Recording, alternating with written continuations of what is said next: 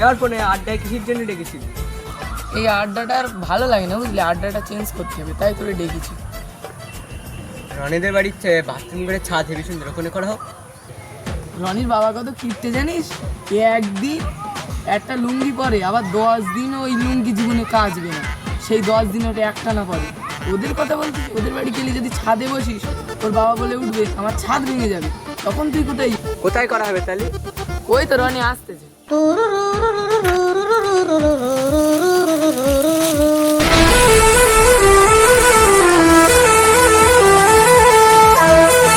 কি আড্ডা হচ্ছে কেন? তোদের বাড়ি ওই আমাদের এই মাচাটা পুরো ভাত দিচ্ছে, সেই আড্ডা হচ্ছে। এই আমাদের বাথরুম ঘরে ছাদ ভেঙে যাবে না? সত্যি তুই ভাই হাড় কিপটে, আমি জানতুম বাপ যেরাম ছেলে সেরাম, শালা পুরো গেঁড়া মার। ভাব তোদের এখানে আসাটাই ভুল হয়েছে। আমার এখানে আসা ভুলে গেছে, আমি চলে যাই। আড্ডা করার প্ল্যানটা পুরো বেকারই হয়ে গেল।